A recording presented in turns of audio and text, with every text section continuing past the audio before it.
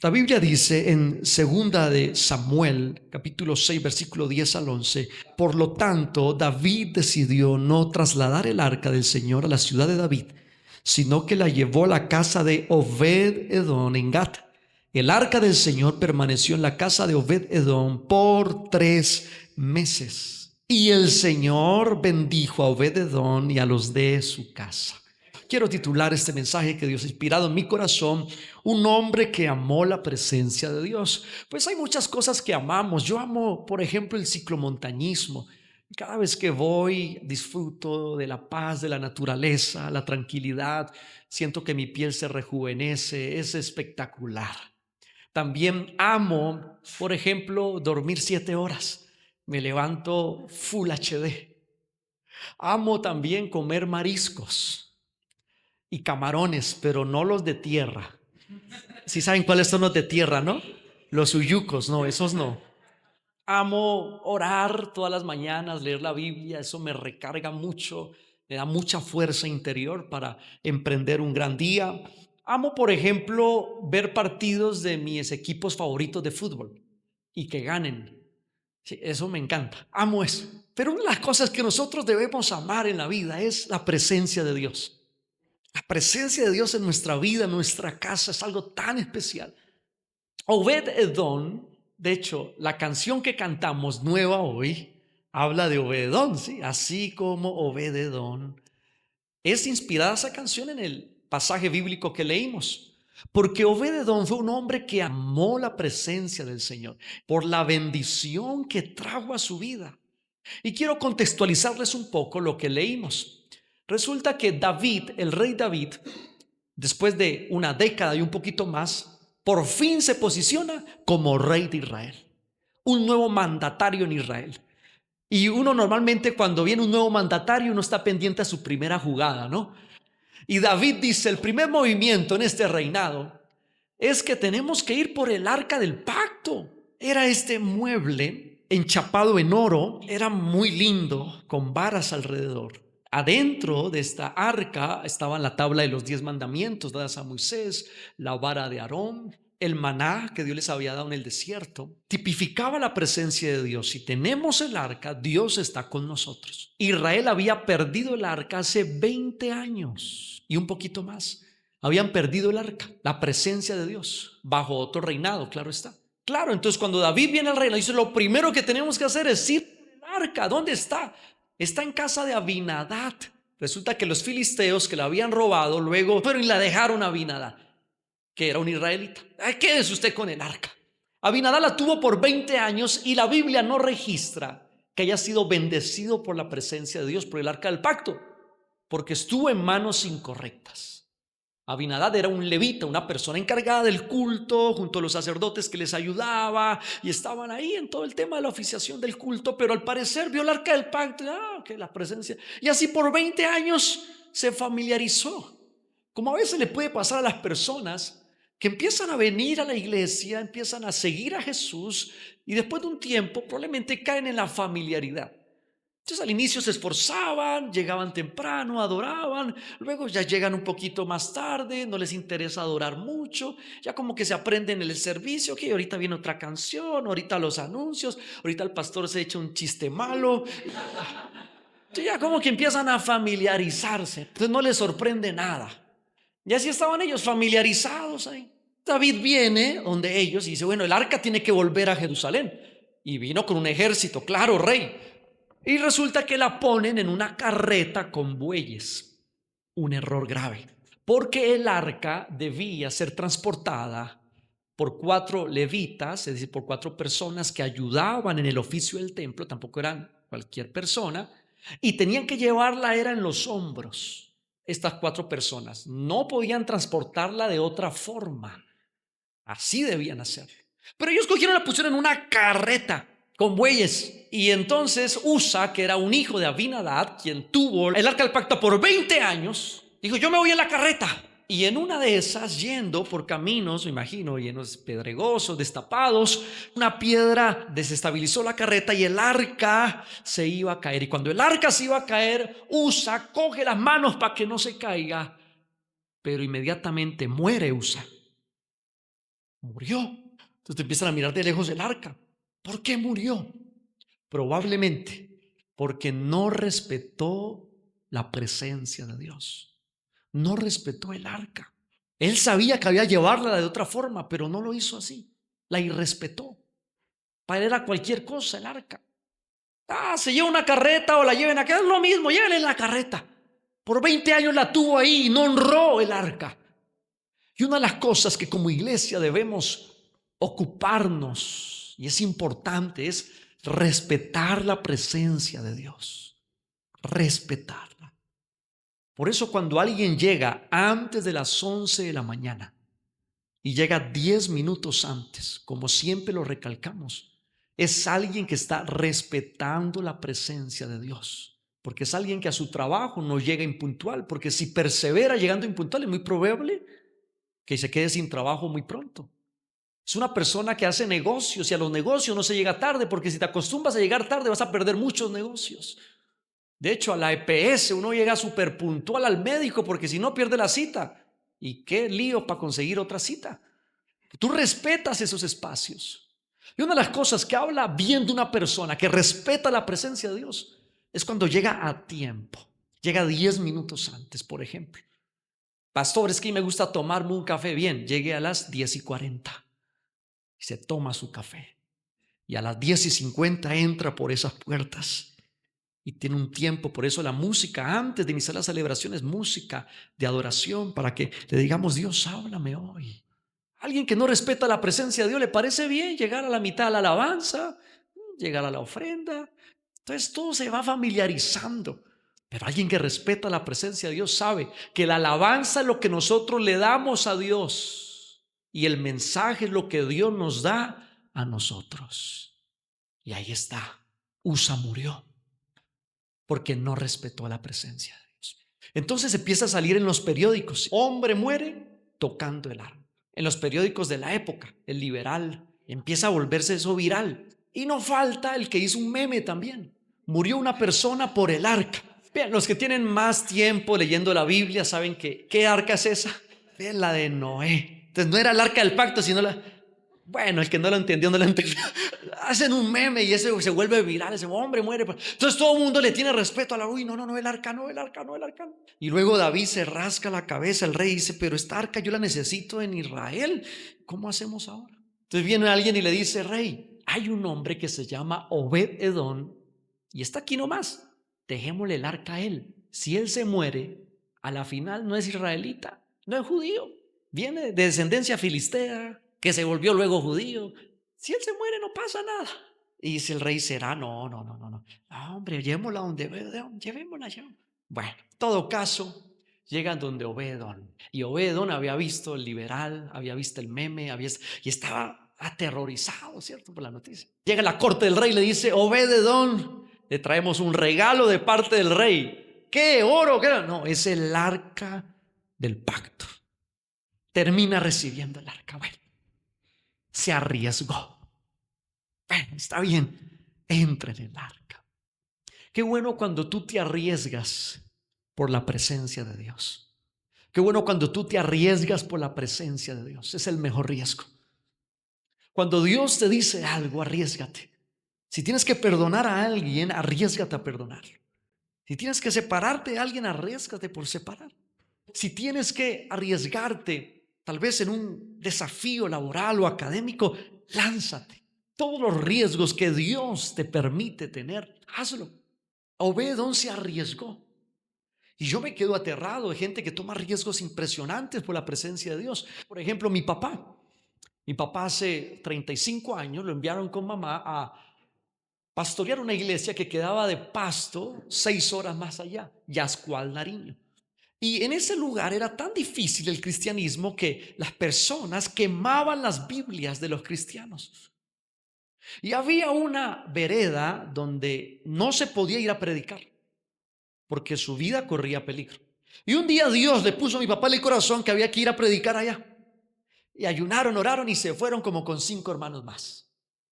Cuando iban camino, salen un grupo de campesinos del sector con machetes y les dice: si ustedes pasan, los vamos a planear. Entonces mi papá dijo: bueno, esto fue una orden de Dios que yo fuera a predicar allá. Yo no me voy a detener.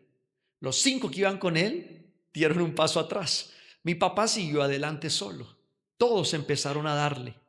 Y los que quedaron acá decían: nos mataron al pastor. Cuando una camioneta baja luego y dice: ¡Ey, ey, qué está pasando ahí! Era una persona importante ahí en el sector. Dice: no, señor, dejan pasar a los cristianos para que prediquen allá y no me le vuelvan a poner problema, porque no me se la meten es conmigo. Luego mi papá empieza a ver la camisa que él llevaba rasgada, pero ninguno de esos machetazos pasó a su piel. Y yo digo, es impresionante los riesgos que a veces toman personas por la presencia de Dios. Y ahí está Obed-edom tomando el riesgo. Y yo veo algunas características en Obed-edom interesantes. Primera característica es que fue elegido. Obed-edom fue elegido, fue escogido. Y esto es interesante. Dice la Biblia en 2 Samuel 6:10, sino que la llevó a la casa de Obed-edom. El arca llegó allá. La presencia de Dios lo escogió. Dios lo escogió. Me imagino David cuando le dicen: mira, tienes que llevar el arca a la casa. No, pero él no es. Pero Dios le habló al corazón. Me imagino David: tienes que llevarla allá. Tienes que llevar mi arca a la casa de Obed-edom. Y él sintió como una orden de Dios. Dijo: no, llévenla allá. Es decir, Dios escogió la casa de Obed-edom. Dios escogió a Obed-edom.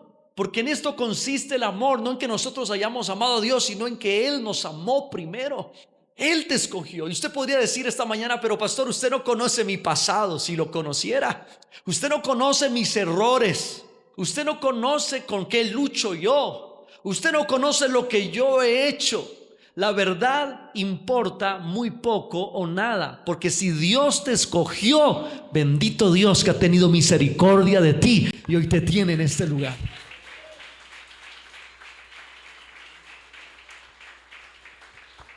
Si no, pregúntele a Pablo.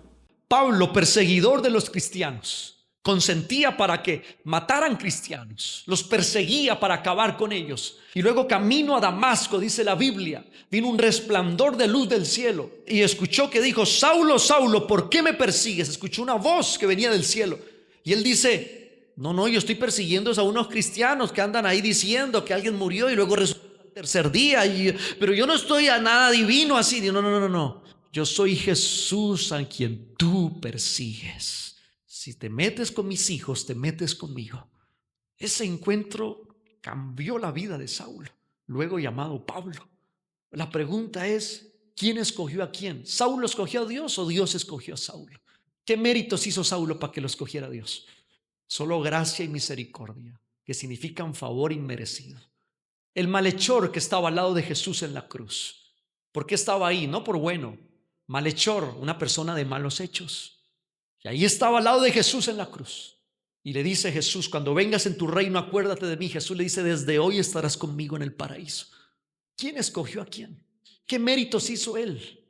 Mi historial viene por un lado de un papá que tuvo un papá, mi abuelo, que cuando nació dijo: él no es mío, entregado a la inmoralidad, irresponsable con sus hijos.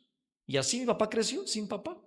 Por el otro lado veo un historial, el papá de mi mamá, una persona que viajaba de país en país vendiendo manillas, entregado a los vicios, irresponsable también en muchas cosas.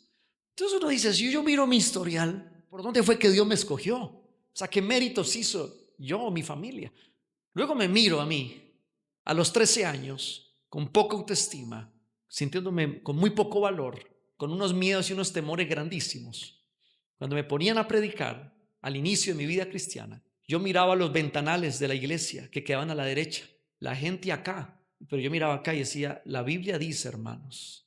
Pero me daba miedo mirar la gente. Yo le hablaba a las ventanas. Si yo estuviera en la posición de Dios, no me hubiera elegido, la verdad. Pero Dios me eligió. ¿Y qué le vamos a hacer? Dios te eligió. Y por más que intentes escapar y huir y enredarte, Dios te eligió y el llamado de Dios es irrevocable.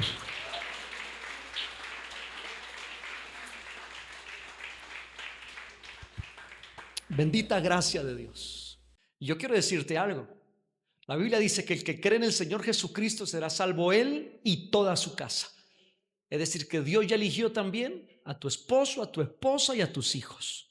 Pastor, pero usted no conoce lo que ellos hicieron. Usted no sabe en qué andan ellos. Usted no sabe. No importa, ya Dios los eligió. Dales tiempo, porque aquí van a estar también glorificando el nombre de Jesucristo. Dios nos eligió. Dios eligió a Obed-Edom. Dios lo eligió para que el arca estuviera ahí en su casa. Y lo segundo que yo veo en Obed-Edom es una decisión correcta. ¿Aceptas o no aceptas el arca?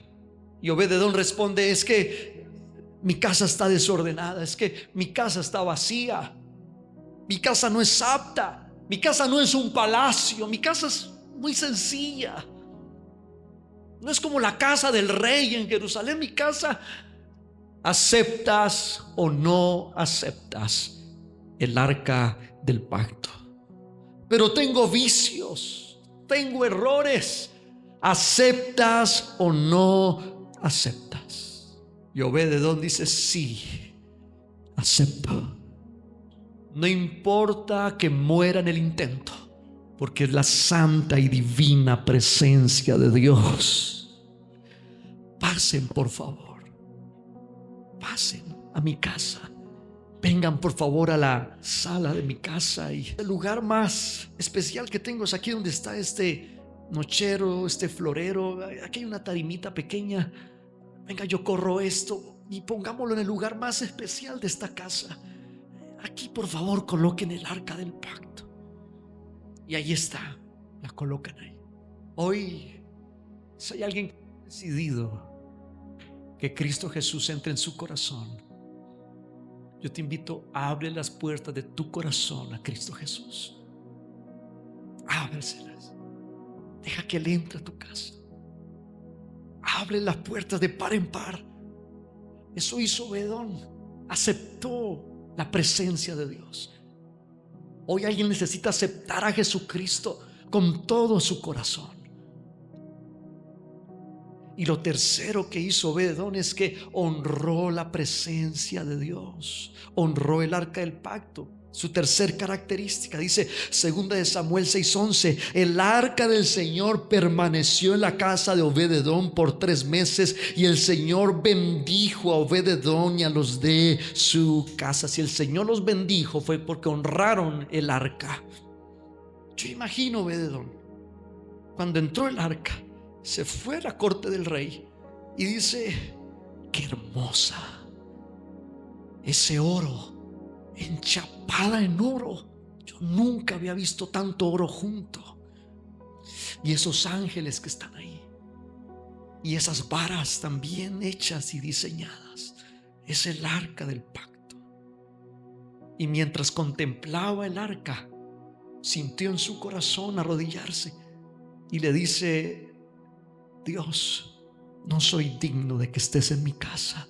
No soy un buen hombre. Me arrepiento de mis pecados. En ti hay mucha pureza, Dios. En ti hay mucha santidad. Y yo soy un hombre pecador. Perdóname. Y empieza él a sentir esa purificación de Dios en su corazón. Y luego invita a sus hijos el sábado, porque dice la Biblia, dijo a los de su casa. Así que es muy probable que su casa no estuviera bien. Y hace un asado, Obed-Edom, el sábado, e invita a sus hijos. Y sus hijos: mi papá invitándonos a un asado. Y van ellos al asado. Y él empieza a asar la carne, a partirla, le entrega los platos. Y dice: hijos, pues este es un gesto que quiero tener con ustedes. Pero la verdad es que por encima de este gesto, yo quería decirles que me perdonen. No he sido un buen padre. Los he corregido mal. He sido muy severo en muchas ocasiones. Los he descuidado. Perdónenme. Yo quiero ser un nuevo papá. Los hijos se quedan mirando y ¿qué te pasa, papá?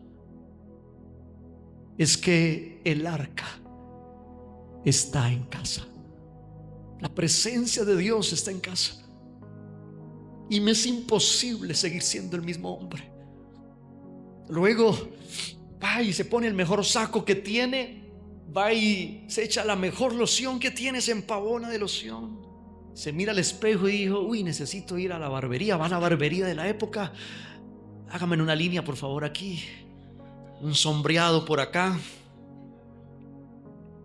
Es que necesito volver a enamorar a una mujer. Se arregla muy bien, compra un ramo de flores y va donde su esposa, que probablemente lo había dejado y que estaba pensando seriamente en divorciarse y separarse. Pero él va y la busca y le dice: mi amor, ni siquiera soy digno de decirte así. Yo sé que no me vas a creer, pero de verdad, dame una nueva oportunidad. Quiero hacer las cosas mejor. Sé que he sido infiel, sé que me he portado mal, sé que te he tratado mal, pero dame una nueva oportunidad para construir el matrimonio. Y se queda mirando a la esposa y dice: ¿y este qué le pasó? No. Ya tengo abogado, ya están haciendo papeles, nos vamos a ir de separación. Dice: no, mujer, dame una nueva oportunidad. ¿Y por qué debería darte una nueva oportunidad? Porque el arca está en casa. Porque la presencia de Dios está en casa. Y van. Regresa a su esposa, regresa a sus hijos. El ambiente es diferente. Ahora hay música de adoración. Los vecinos pueden notar lo que está pasando. Ahora pone música también a veces más alegre y los vecinos tratan de escuchar y dice: ese es Chris Rommel. La música es diferente. Hay un ambiente diferente. Y llegan los vecinos y tocan: vecino, ¿qué le pasó? Esto cambió el ambiente. Dice: es que vengan, entren un momentico. Mucho respeto, por favor, mucho respeto, pero vengan. Es que el arca está en casa. Eso es lo que necesita tu familia. Eso es lo que necesita tu vida.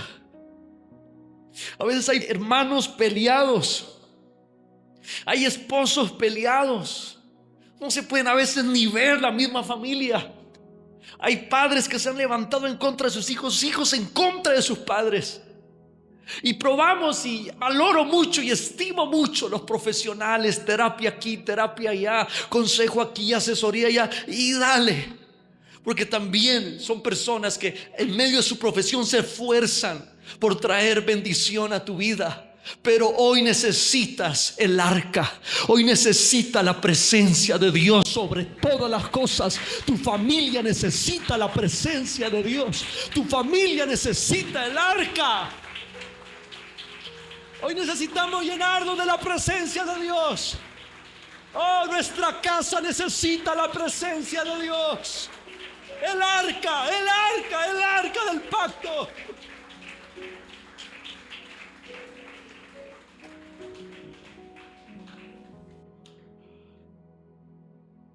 Es imposible tener el arca y seguir siendo igual, pero necesita llenarte.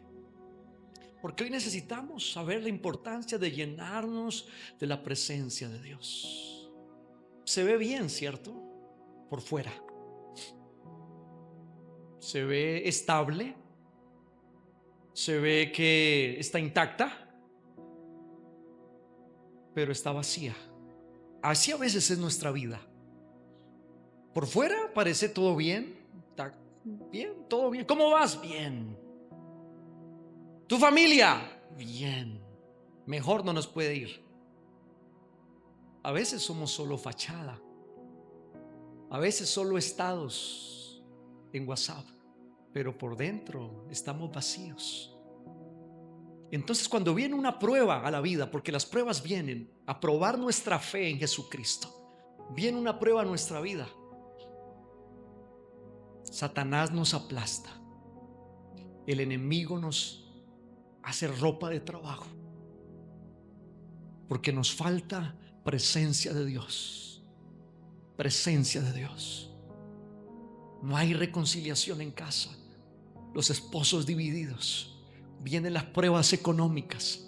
Viene la enfermedad. Y a veces cualquier cosa llega y nos desploma. Porque estamos vacíos.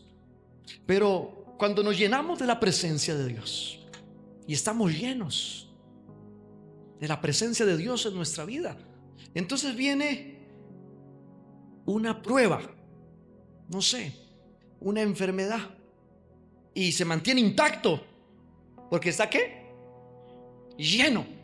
Pero viene otra prueba, pongámosle más peso, pero sigue ¿qué? Intacto porque está lleno. Pero ahora sí mandéme una prueba súper grandota. Sigue intacta porque no es el tamaño del problema, es el tamaño de mi Dios que me ayuda en el problema. Y si estamos llenos de la presencia de Dios, no importa lo que se venga. Si Dios es con nosotros, ¿quién contra nosotros? Dijo el apóstol Pablo. Nada ni nadie me podrá separar del amor que es en Cristo Jesús, Señor nuestro. Y somos más que vencedores por medio de aquel que nos amó. ¿Pero por qué? Porque estábamos llenos de la presencia de Dios. Cuando tú estás lleno, cuando tu familia está llena de la presencia de Dios, podemos seguir firmes en la vida, firmes avanzando en nuestra esperanza. Por eso cuando vengas a una celebración el domingo, es una celebración para llenarnos de la presencia de Dios. Por eso no podemos llegar tarde. Por eso no es bueno llegar tarde. Por eso es bueno llegar temprano, antes de, y estar desde el inicio y cantar las canciones, porque eso te empieza a llenar y a llenar y a llenar. Y luego cuando vayas a tu grupo de amistad, llega a tiempo y escucha la palabra con atención y está en el momento de oración, porque eso te llena de la presencia de Dios. Y luego en tu casa haz un tiempo de oración en la mañana y en la noche y chequea un poco la Biblia, y eso te llena de la presencia de Dios. Entonces cuando venga el día malo, seguirás firme en Cristo Jesús, avanzando en tu fe hasta el día en el cual Él regrese por su pueblo. Hola, soy Steven Peña, pastor de la iglesia Jesús Home. Nos alegra que estés aquí. Si este mensaje te gustó, lo puedes compartir con amigos, suscribirte a nuestro canal y de esta manera gozarás de todo nuestro contenido. Dios te bendiga.